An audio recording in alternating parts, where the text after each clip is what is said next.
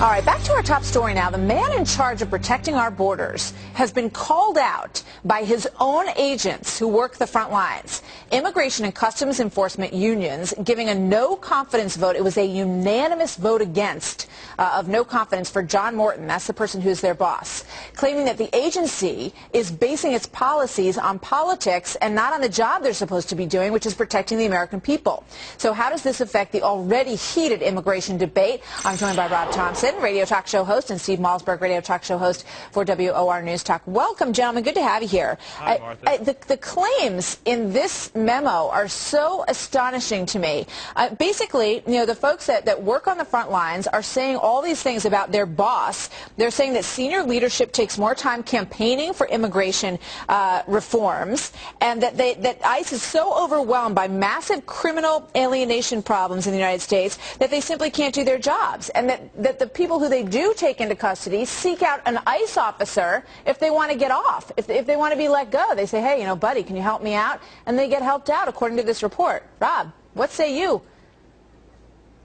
Well, first of all, let's take into consideration the source. Of course they're upset. ICE should very well be upset. They've been mandated to do something they don't have the funds to do. Yes, they're on the front lines and they're there to battle immigration reform, but they also have many, many other things on their plate. They're responsible for customs and a variety of other things. But let's deal specifically with illegal aliens. Yes, they're outmanned and outgunned. They do not have the people they need to get the job done. That's not what they're talking and I don't about, blame Rob. them for being upset. Rob, that isn't what it says in here. Yeah, I mean, when you read what these people wrote, they're not saying we need more money, we're outmanned and outgunned. They're saying our boss is not letting us do the job we're supposed to be doing because he's too busy out there arguing for amnesty programs. That's what it says. It doesn't say, please help us, we don't have enough money or arms. Oh, it is in fact saying the very same thing. If you do read the letter, they're saying they've been tasked to do things that they cannot do or trained.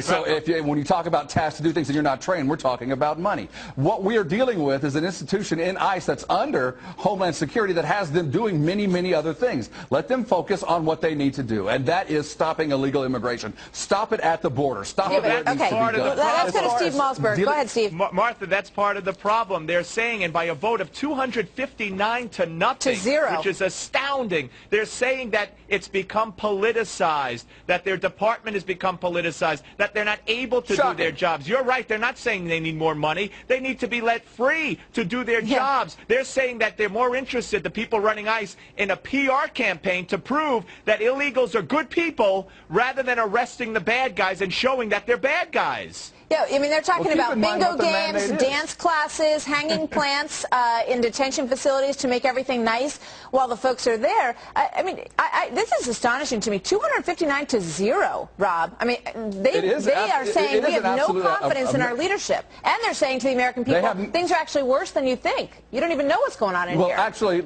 we can talk all we want about how much they dislike their boss, but the situation is this. We know that right now the immigration is untenable. We cannot cover what we want to get done with the amount of money that we have to do it. ICE is in a situation that is untenable Rob, it's got nothing to do with money. They don't like their new boss. But Rob, it's got nothing to do with money. And not liking their boss. They don't like the policy. They don't like the policy. Well, they don't like the policy. You're absolutely right. They don't like the policy because they're not being able to do what they're asked to do. The fight is at the border. No, not at all. As a matter of fact, Rob, let me ask you a question. The fight is at the border. Rob, hold on one sec. Let me ask you a question. What do you think that ICE is supposed to be doing? Their job is to stop illegal immigration, along with 25 other mandates that Homeland Security has given them. Yeah, but that's their most important job, right? I mean, that's their primary mandate, because they're saying because our leadership is so busy, you know, working for reform and amnesty in immigration, they have abandoned, these are their words, they've abandoned the agency's core mission of enforcing United States immigration law and providing for public safety. I mean, I don't know how you can get much more basic than that. Public safety.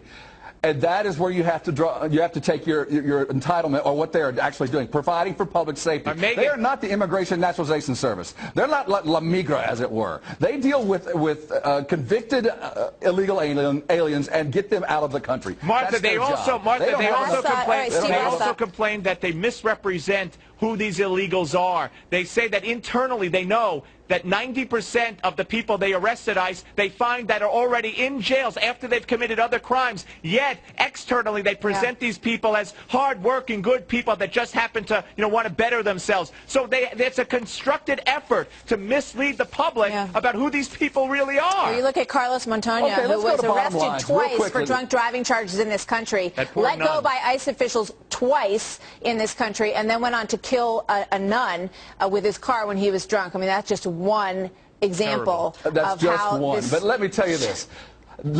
If everything is so bad, how come we have deported more people this year than we did last, by more than 25,000? We have more than double the number of people that we have deported since 2005 under a previous administration. Well, then everybody should be feeling pretty good about it, and they should be pretty happy. But it turns out that they're with what not. they have to work with. Hey, Martha, whether it's the Justice Department or ICE or any other agency, NASA, it's all been politicized by this administration. All right, I got to go, guys. Steve, you made your points very well. Rob Thompson, Steve Mollsberg, good to have you. We have some